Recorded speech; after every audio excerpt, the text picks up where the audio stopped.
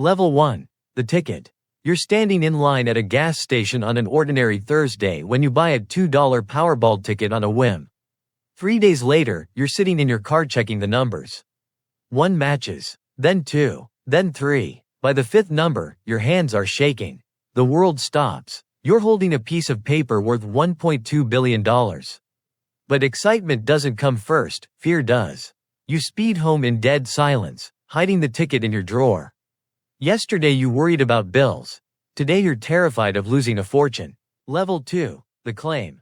The next few weeks are a stealth mission. The rules are strict. Stay quiet, hire attorneys, and drown in paperwork. You quickly learn the harsh truth. The government and reality take massive cuts. But when you finally walk into claim headquarters and sign the dotted line, your life changes forever.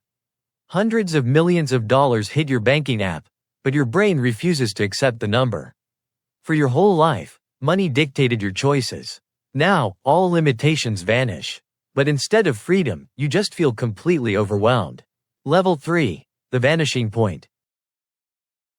You quit your job with a quiet email. No drama. You delete your social media accounts and scrub your old contacts because you're afraid of the phone ringing. To escape the sudden flood of curious relatives and old friends, and retreat behind the heavy iron gates of a massive private estate. The security is flawless, but the silence inside those giant walls is deafening. You have everything, yet sitting at this massive table, you feel completely empty. You receive a ton of calls from unknown numbers. Scared to even pick up the phone. You order food like there's no tomorrow. Now you can spend. The first thing wealth buys is freedom. The second thing it steals is structure. Level 4. The dream life. To outrun the isolation, you start spending.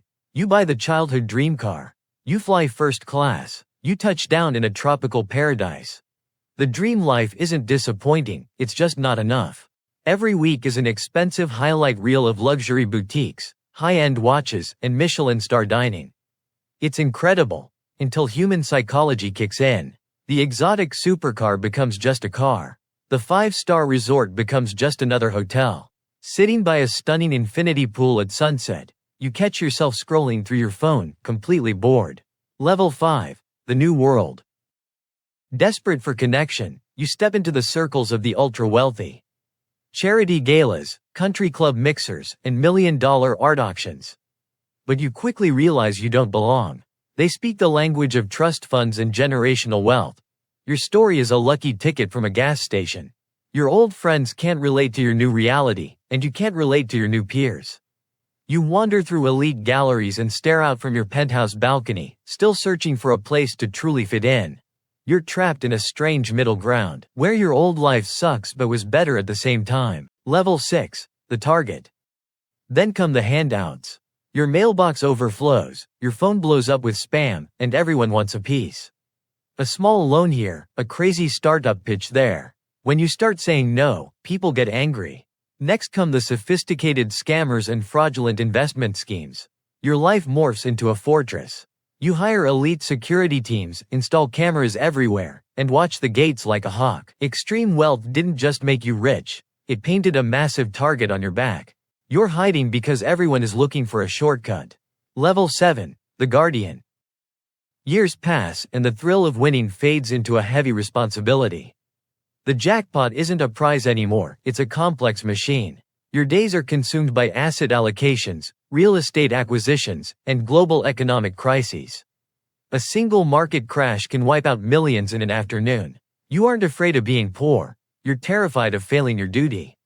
You balance risk and reward every single day. The goal changes from getting rich to staying rich. You are no longer just a winner. You're the full-time guardian of the vault. Level 8. The legacy. As your kids grow up, a deeper crisis emerges. They've never known financial anxiety. If hardship built your character, what happens to them when struggle is completely removed? You try to teach them the value of work by planting brandywine tomato seeds in the garden, but family meetings turn into tense legal battles over wills and trust funds. You navigate estate attorneys sitting in rooms with subtle herringbone-patterned carpets, trying to engineer responsibility instead of entitlement. Building the fortune was a game of luck. Passing it down the generational tree without destroying your family's values is the real challenge keeping you awake at night. Level 9. The search. You've bought every luxury item money can offer, so you turn your gaze outward.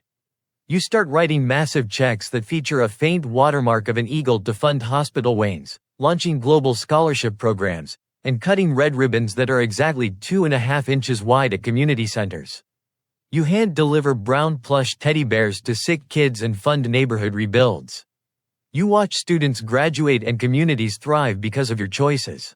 For the first time since the night you won, you feel a deep, genuine sense of fulfillment. Using money to change your own life was empty. Using it to change others is everything. Level 10. The horizon.